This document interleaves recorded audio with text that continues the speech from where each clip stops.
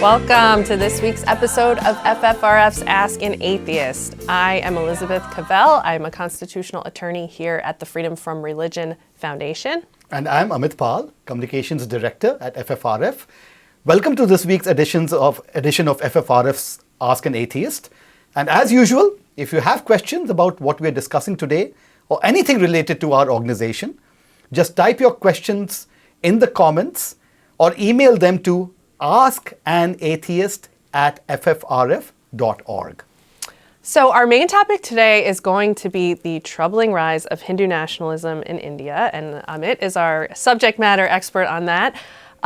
Indian Prime Minister Narendra Modi visited the U.S. last month and was the guest of honor at the not at all ironically named Howdy Modi event in Houston. He spoke to a huge crowd alongside none other than Donald Trump. Amit, you're writing a book somewhat related to this subject, right? Yes, indeed. The protagonists in my book, so to speak, are Donald Trump and Narendra Modi. It's about the rise of right-wing populism in the world's largest democracies. Between them, the United States and India have upward of 1.5 billion people. Wow. So that's why this has global implications. The rightward lurch in these countries which are globally influential. Right. And of course, as I said, the focus will be on the rise and policies of Donald Trump and Narendra Modi. Okay. And before we take a dive into this topic, we just wanted to flag and feature an awesome article. We saw this online last week on the Atlantic website, and it's called How America Lost Its Religion. The article was by Derek Thompson at The Atlantic, and he just does a fantastic job detailing demographic shifts that are increasing the ranks of the non-religious in America year after year. You can check it out at ffrf.us/Atlantic. These are some of the graphics that were in the article showing the growth of the affiliated and how it's accelerated in the last, or from the 90s to now.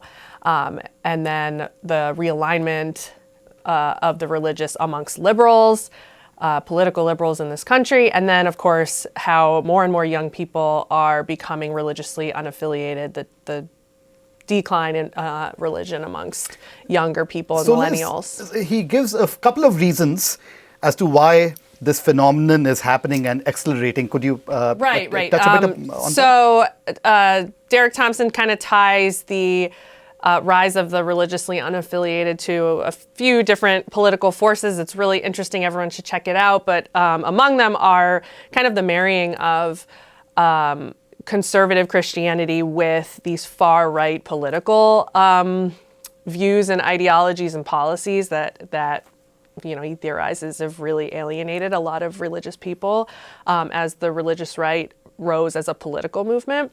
And then 9/11 and some of the ways in which the post-9/11 political reality has turned Americans off of religion. And the end of the Cold War. Right, of simultaneously, course. Yes. Right, as those events are culminating, of course, we have the end of the Cold War. It's really interesting. Everyone should check it out. We hope we can get a chance to interview Derek Thompson about this topic sometime soon. Derek, if you're out there, email us. We would love to talk.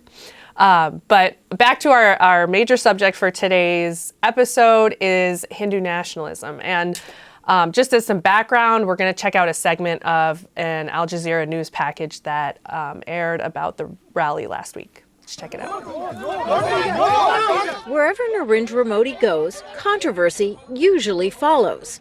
Outside the Houston Stadium, in advance of the Indian Prime Minister's speech, Modi supporters physically grabbed Al Jazeera's camera and yanked press credentials as we tried to film those protesting his visit. Modi was once banned for years for entering the United States for violations of religious freedom. But on Sunday, he stood in front of thousands of Indian Americans alongside U.S. President Donald Trump.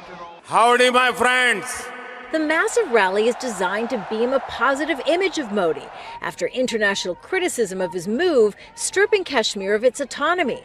There's also been a surge of attacks under Modi's government against religious minorities in India. Analysts say Modi's nationalist brand of politics is very similar to Trump's.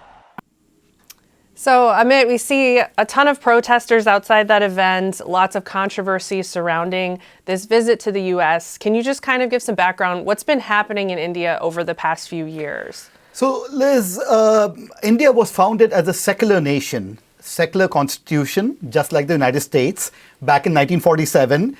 A person largely responsible, though of course not the only one, is somebody we here at the office admire, India's first Prime Minister, Jawaharlal Nehru. In fact, on November 14th every year, we have his quote up on our marquee about him not being interested in an afterlife, just this life. Right. This is the rise of the Hindu nationalist movement, which can never stand the fact that India is constitutionally a secular nation. They hate Nehru. They keep on deriding him in public all the time.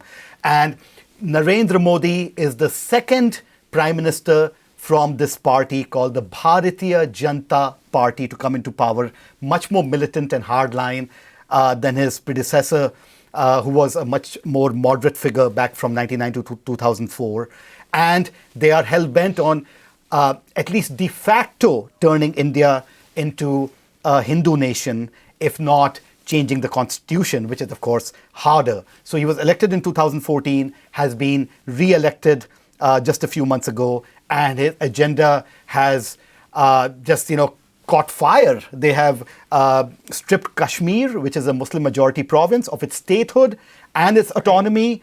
They've set up a national registry for undocumented folks in a border state. I mean, they're just sort of, on all fronts going all out, trying to implement the vision of a Hindu country. Right. So we see some of these protesters with signs about what's going on in Kashmir, the way that the Modi administration is treating basically religious and political minorities in that country. So how did this manifest itself in Texas at the Howdy Modi event a few days ago? What did you see?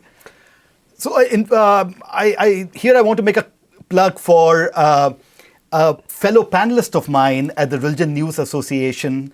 Her name is Sonia Paul, and she has a good piece on this in The Atlantic again. It seems The Atlantic is our go-to publication this week, talking about the rally. She was at the rally, and she has a quote from a scholar on India and Indian Americans saying this was the awakening of Indian Americans as Hindu Americans. So this was rally. Exactly coming of age for 50,000 Wow. Mostly, I would say, first-generation immigrants from India who are, a lot of them US citizens, but have strong ties with back home and revere Modi because they feel that he safeguards their interests, just as the majority community in this country feels that Trump safeguards its interests. So there's a lot of parallel between Modi's agenda and Trump's agenda. Would you say that Modi is similarly polarizing in India or more popular than Trump? What is the political dynamic there? Don't get me started with this. I have, it's grim and serious, but, in the sense I've alienated a number of my relatives and my friends. He's such a polarizing figure. Trump has nothing on him. Really? Yeah. I mean, extremely divisive.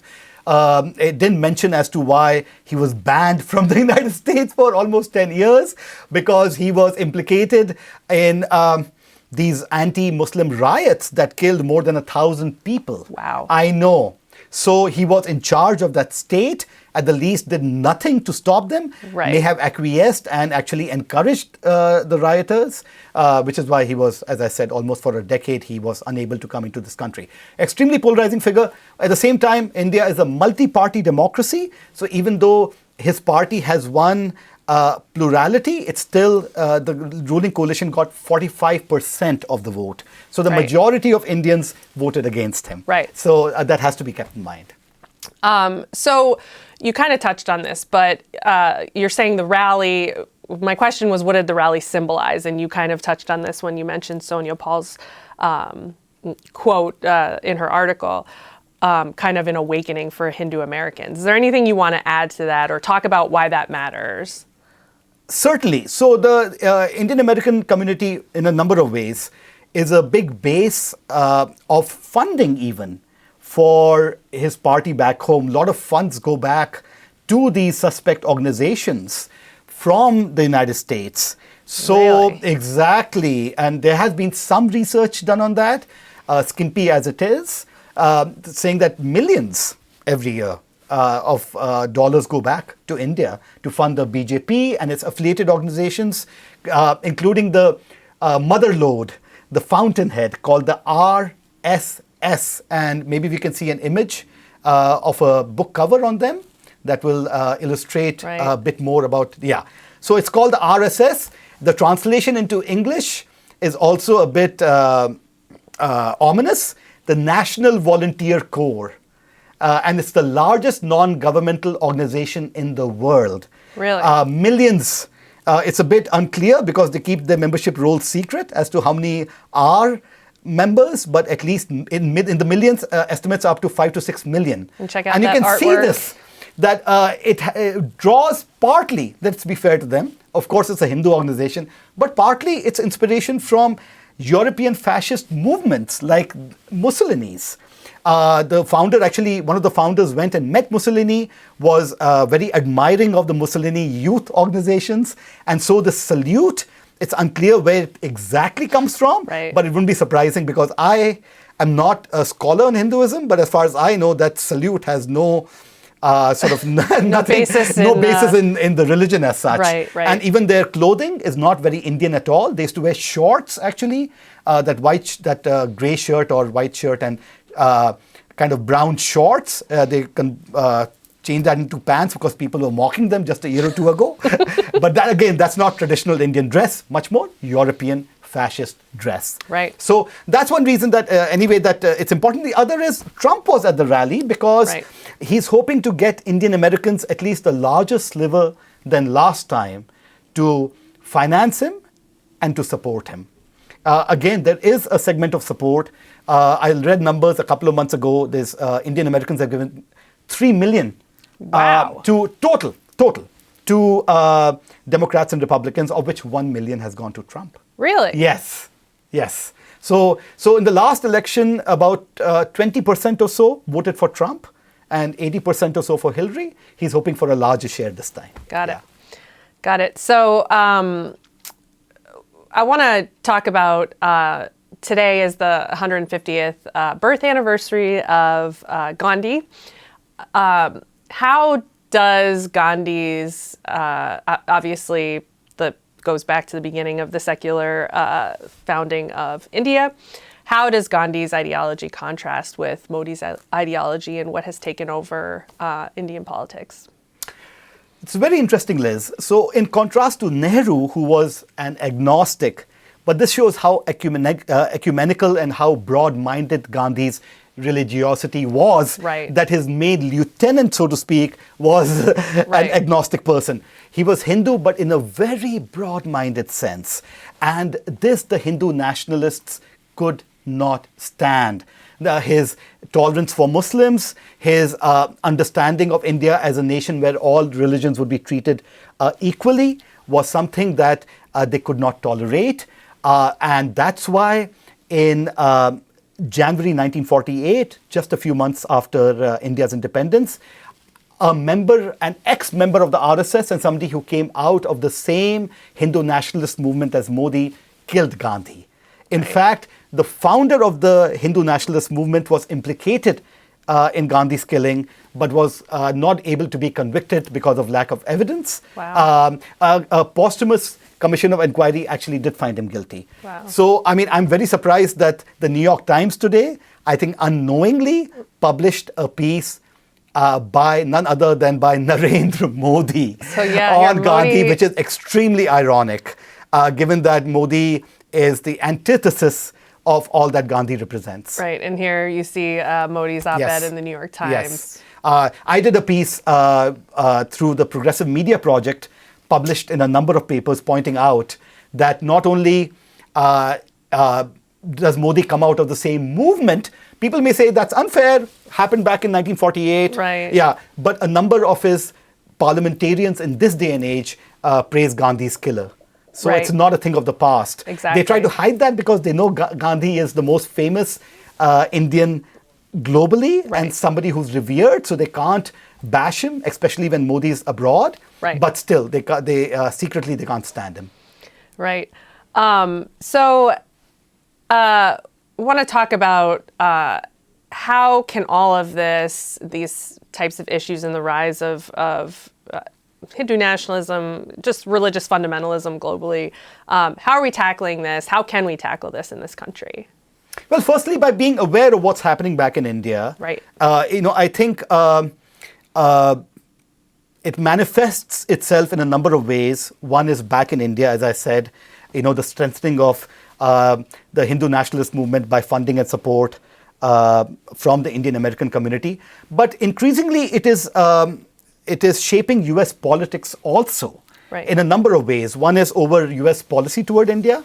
The Indian American community cannot stand the fact that Bernie Sanders and a number of other Democrats have spoken out on Kashmir and against Modi's policies. But also within the political realm of the United States, for example, Kamala Devi Harris, her mother, was from India.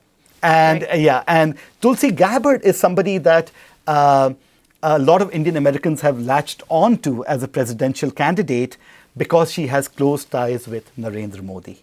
Right. Yeah, and a lot of funding has gone to her. So I think one has to be basically tell one's congressman or senator that they have to speak out against Modi. They have to speak out against Hindu nationalism. One has to try to ensure that this sort of funding is at least checked, if not Right. stopped, back to these often hate organizations back in India. One has to be supportive of American politicians who are speaking out against this phenomenon, Right. ranging from Congressman Ro Khanna, who's of Indian origin in California, to Bernie Sanders, to these folks. And as I said, the reason that Trump has some support in the Indian American community is on this basis that he's been generally quietly supportive of Modi's policies in India. All right. Do you want to mention what FFRF has done on this Certainly, front? Liz. I was remiss in not getting to that.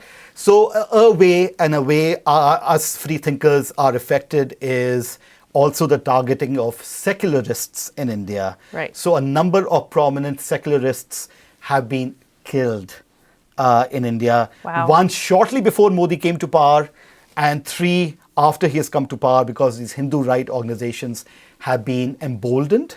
The prosecution has been extremely lax in these killings, including that of Narendra Dabholkar, who headed this organization founded this organization called the Maharashtra, I'll translate it into English, Anti-Superstition Committee. FFRF is getting the current head of the organization here to Madison, Wisconsin next month, or this month, I'm sorry, it's already October. Our convention? Yeah, for our convention, to give him Great. the Avijit Roy Courage Award for the work that his organization is doing. It consists of a plaque and $5,000 because they've been extremely courageous. So that's another way in which India is being affected. That secularists and people speaking out, they see secularism as they see Islam and Christianity, ironically, as Western imports, Right. not conducive and not compliant with the Indian way of thinking. Right. And so they've always regarded secularism as a Western construct, Nehru onward, to be viewed with suspicion, fear, and animosity. And that's why they, as I said, these fringe outfits, let's be clear, not Modi's party or not the RSS, but further right of the RSS have killed these folks knowing that they would be probably protected. And so far, they've been proven right because the prosecution is extremely lax. They have finally charged folks with that, but it was 2013, even by Indian standards, Wow. it's extremely late. So these are actual, basically, terrorists, assassins, Yes, yes. violence against political dissidents. Like these are against- people against- being killed for their speech. Yes, very much so. Supporting secularism in Secularism, India. they call themselves, interestingly, and I spoke about this with Dan and Annie Laurie, rationalists. So exactly, yes, that's the term they most often use. And they say that they are combating the evils of certain religious practices is the way they frame it, from Right. godmen to superstition to all of that, basically.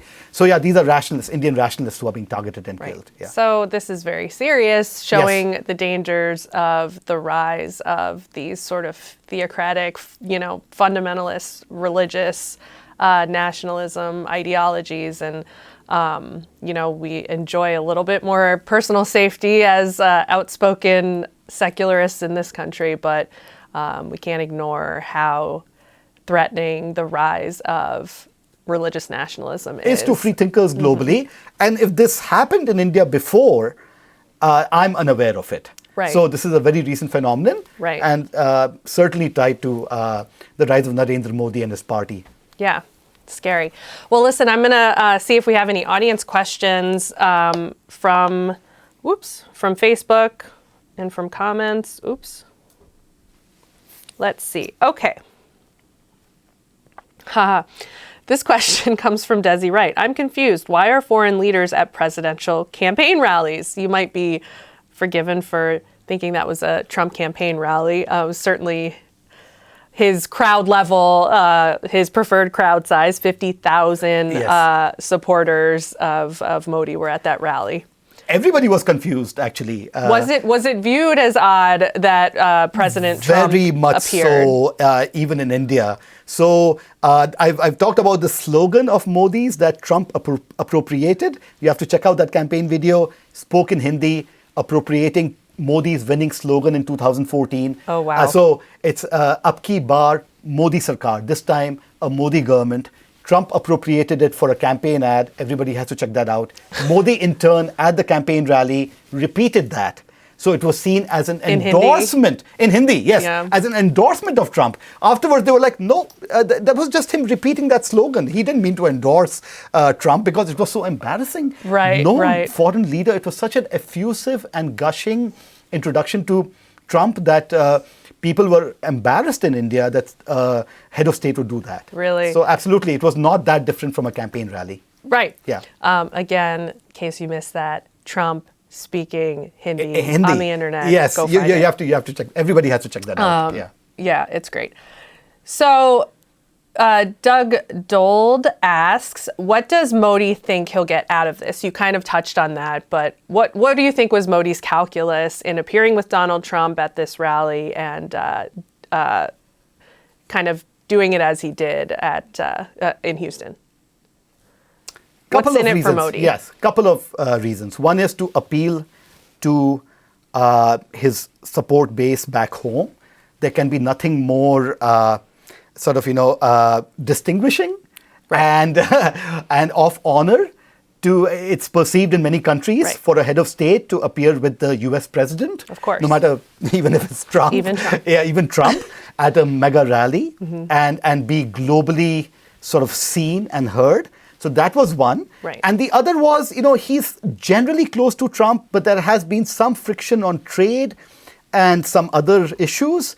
And so here was exactly trying to get a closer alignment with Trump by offering him his base of support. Right. As, look, these guys are your folks too, and they'll be hopefully voting for you come November 2020. Right. Yeah. This was definitely dues paying right up Trump's alley, which is, in terms of things you can give Trump that he likes, a giant crowd of 50,000 people cheering is right up there. Yes, absolutely. Okay, so here's a question from Laura Hensley, and maybe you do or don't know how to answer this exactly, but how much aid, if any, are we giving to India or any of its provinces? I don't think the United States gives currently a large amount of aid to India. If it does, I should check on that and see. I should know. But it's not a huge amount. At least directly, bilaterally, through maybe the World Bank, etc. There's more aid for projects and stuff, but I don't think currently the United States is a big giver of foreign aid to India. So you have to think, one of the big sort of tools for expressing our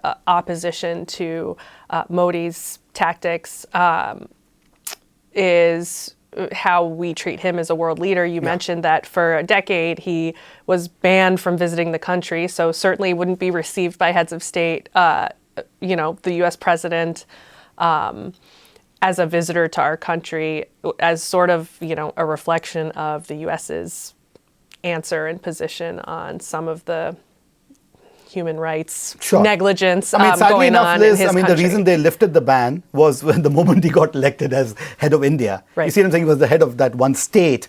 And Right. till then, they could be sort of, smug and kind of, take the moral high ground. And the moment he was elected the head of India, they knew it was kind of untenable. Well, it needn't have been. Right. Yeah, exactly. Right. They could have continued basically banning him. So I think we have one last question here. And let's see let me understand it before I ask it to you. I don't understand this question. It's something about is it a reaction to one nation declaring America first? Is there any sort of element of that causing this type of these types of nationalistic movements, global nationalism to be on the rise? So they all draw solace and comfort from each other.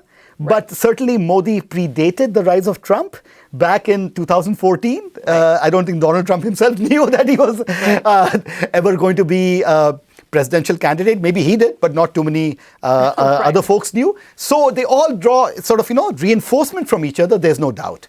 But certainly Modi did not directly draw inspiration from Trump and America First and that whole notion, just because, it was at least a year before even Trump started his presidential campaign. Yeah. Okay. Well, any final thoughts, Amit? That's the last of our questions. And if not... No, I think this is a phenomenon that's worrisome. In countries all over the world, there's majority nationalism. And I think, it'll be interesting for our viewers to keep tabs on what's happening in India. That's why. Totally agree. That is going to be our show for today. Thank you so much for watching.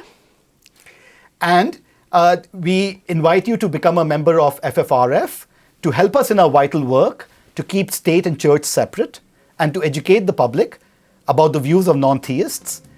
Visit our webpage at ffrf.org or phone 800-1800-335-4021. Thank you, Amit. And join us next week for another episode of FFRF's Live Ask an Atheist. Same time, same place. See ya.